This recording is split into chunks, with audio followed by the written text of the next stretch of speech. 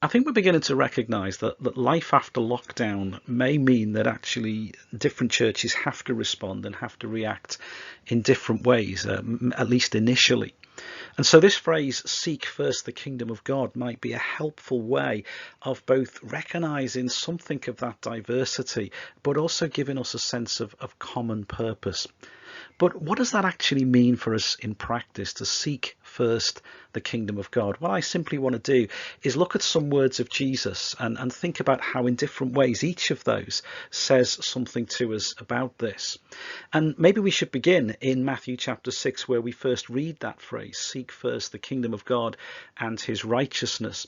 And what was interesting is that when I first shared these words with a group of ministers, many of them actually focused in on the phrase that follows: do not worry about tomorrow, for tomorrow will worry about itself. Each day has enough trouble of its own. And one of the things that was coming out in the conversation was simply, we cannot predict what the future is going to be like. We maybe won't be able to predict even what restrictions are in place and how they're going to change and how they're going to vary. But we also can't really predict what people are going to be like. We don't even know who might have stopped coming to our churches, who might start coming, and we don't know what people are going to bring with them. We may have people who really have been quite traumatized by recent events and just need the space to process that. There may be others who've been bereaved and they've never had the chance to sort of go through the usual processes that we would enable them to do within the life of a church. And so people will be bringing all kinds of different things. There may be those who during lockdown have got some very fixed ideas about what church is about and where it should be going, and that'll be true of us as well as leaders. And therefore perhaps to turn up at a church which has got a very fixed sense of where it's going and what its strategy is might not be helpful, particularly in the early days. You know, Jurgen Klopp, forgive me for forever mentioning football and Liverpool FC, but I remember he was being interviewed on one occasion after Liverpool had got a pretty good victory, but against a team that wasn't a particularly high-level team. I think it was a cup game or something. And Kloppy was being interviewed, and they sort of pointed out to him that although Liverpool had got a pretty emphatic victory, it wasn't that great a team that they were playing. And Kloppy said, look, you can only play the team that are in front of you on the pitch. And that phrase has kind of stuck with me recently, because I wonder whether that's part of the instinct that we need to develop as a church going forward.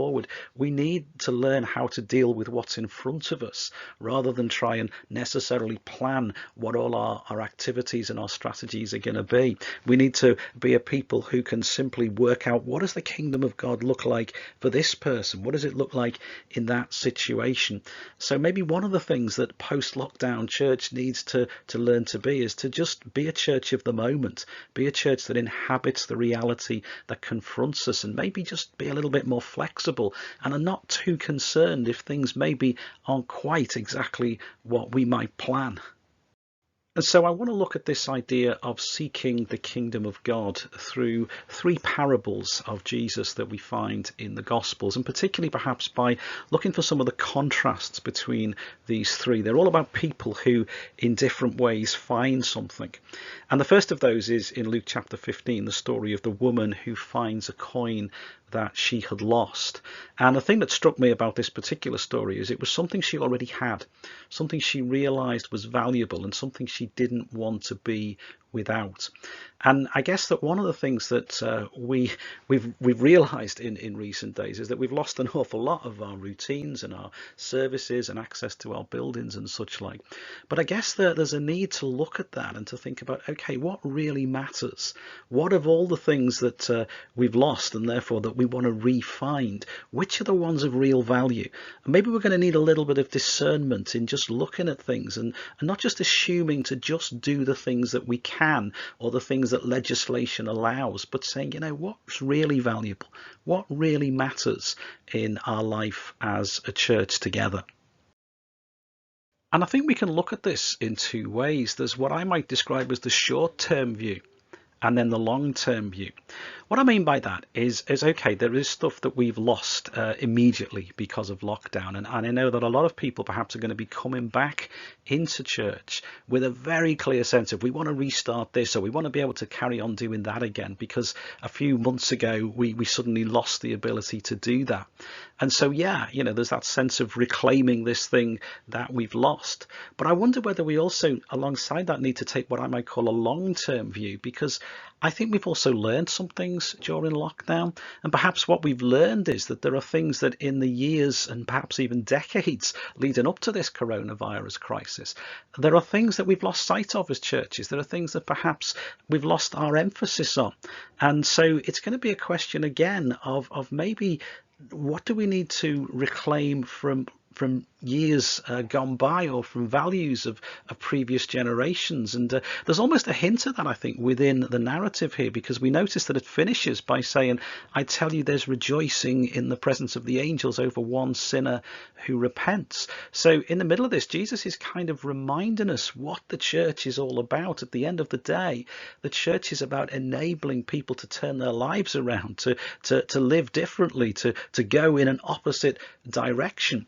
So yeah, we're going to have to balance the sort of short-term desire to restart everything with perhaps that long-term question of saying, what do we need to rediscover from longer in our heritage, and reclaim that in the life of post-COVID church? And then the second of those dimensions is perhaps introduced to us by another parable of Jesus, of someone finding something. And this is the first of two that appear together in Matthew chapter 13. And it's the story of the man who finds treasure hidden in a field. And it appears just before the story of the pearl merchant, which I'm going to talk about in a minute. And as I look at these two characters in particular, it strikes me that the great contrast between them is that the guy who finds the treasure in the field, in essence, finds something that he wasn't really looking for. He just stumbles across it. But he then recognizes that what he stumbled across is worth investing in. It's worth essentially buying the field for. And I think one of the things that we've noticed during this period of lockdown is that some of the changes that have taken place in society, some of the behaviours that we've observed in our communities, in another way, we might well phrase as signs of God's kingdom, as behaviours that belong to the kingdom of God. And so perhaps one of the things that we need to be willing to do as a church is to recognise some of the things we've seen going on in our communities, and to say, well, God's been at work in that. Or maybe ask ourselves that question: what would the kingdom of God look like? Not so much in this church, but in this community. And how do we have to adapt as a church to be able to serve the opportunities and the realities of the community that's around us? And so that, I think, is going to become perhaps the second dimension of church after lockdown. A church that's actually willing to invest, and it would have cost him money to buy that field, in recognizing that we have discovered new things. We've perhaps seen God at work in people that we didn't see God at work in before, and that also might include our church community. There may be people in our church community that have come to the fore during this period of lockdown who maybe were a little bit overlooked in the past, or perhaps even, dare I say, the other way round. So maybe that's another question. What is it that we've seen? What have we discovered in recent weeks that we now need to take ownership of, so to speak, as we move forward after lockdown? And as I've said, the pearl merchant is almost the opposite of the treasure finder, because the pearl merchant knows exactly what he's looking for. He's given his life to basically trying to collect and to find pearls. And then suddenly he comes across this one pearl, this one example that is so what he's about, that is just so absolutely the very thing that he realizes his whole life and purpose is about, that he's actually willing to just get rid of all the others, to let them go in order to be able to invest in the one thing that really matters to him. Now, again, I think there's quite an issue here for us as leaders and as leadership teams, because many of us, one of the things that this lockdown period has done is it's given us time to reflect. It's given us time to think. And again, I've touched on this already, the idea of discovering new things.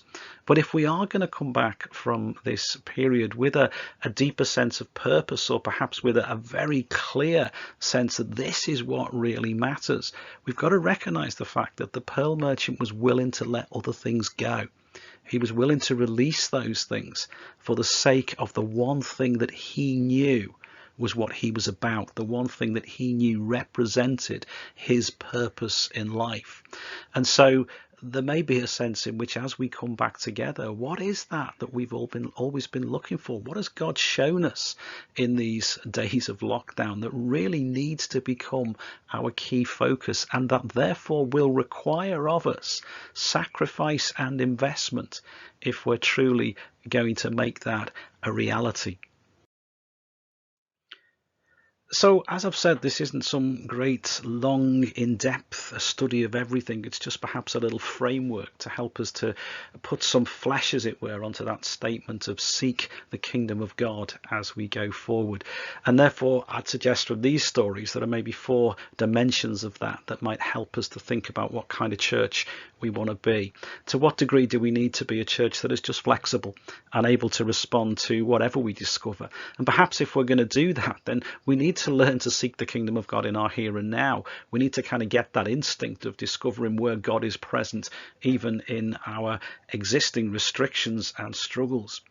To what degree do we need to be a church that reclaims its heritage, that perhaps realizes that either some of the things that we've had to recently stop doing really do matter and really are valuable, but also perhaps because of the change and because of the disruption, what have we rediscovered from even earlier generations that perhaps we do need to put a re-emphasis on? I think we need to be a church that's ready to discover new things and to perhaps recognize that some of those things may not be contained within our existing structures, or perhaps some of the people, as I said earlier, within our communities have perhaps got more to offer than we realized. And I suspect we also need to be a church that's prepared to invest in what really matters, and to recognize that that won't be without cost. That won't be something that doesn't make its demands on us. But if something is really worthwhile, if something truly is of the kingdom of God, then we need to be ready to put our investment in it, and we need to be ready to let go of other things in order for that to become a reality. So I hope those few thoughts perhaps just help us to begin those discussions that we need to have together.